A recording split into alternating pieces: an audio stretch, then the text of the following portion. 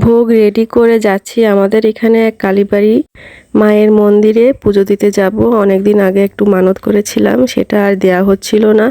তো এবার যেহেতু অনেক দিনের জন্য এসেছি, তাই ভাবলাম আমি পুজোটা দিয়েই যাই। বেশি কিছু আয়োজন করতে পারিনি, অল্প কিছু ভোগ নিয়ে পুজো দিতে গেলাম। এসে তো দেখি তালাক দেয়া। তারপর আমি ওই পাশে একজনের কাছ থেকে চাবি নিয়ে মন্দিরটা খুলে নিলাম।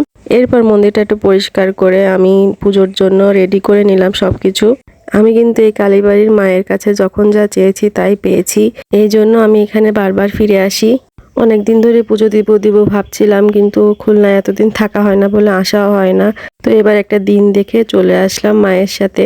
আর আমরা যখন এসেছিলাম তখন ঠাকুরমশাও এসে পারেনি। এখানে একটা ছেলে দেখলাম, ও আর ঠাকুরমশার জন্য বসে নেও নিজে থেকেই পুজো করে চলে গেল। এখানে আমি ভোগগুলো বের করে রেডি করে তারপর কিছুক্ষণ বসেছিলাম ঠাকুরমশার জন্য। এরপর ঠাকুরমশাই চলে আসলে পুজো শুরু হয়ে গেল। এরপর আমি আর পুজোর ভিডিও তেমন করিনি, কারণ পুজো তো একটা মনের ব্যাপার, এটা মন শান্ত করে পুজো দিতে হয়, সেটাই করেছিলাম। এরপর ভালোভাবে পুজোটা কমপ্লিট করে ঠাকুরমশাই তো চলে গেল। তারপর আমি মন্দিরে সব কিছু গুছগাছ করে রেখে আর সবাইকে প্রসাদও দিয়েছিলাম, সেগুলো আর ভিডিও করা হয়নি। আর বাকি যে প্রসাদ ছিল সেটা বাড়ির জন্য নিয়ে আসলাম। অবশেষে আমার পুজোর সব কিছু সম্পন্ন হলো। মা সকলের মঙ্গল করুক। আর ভিডিওটা এ পর্যন্ত কেমন লাগলো জানাবেন কিন্তু সবাই।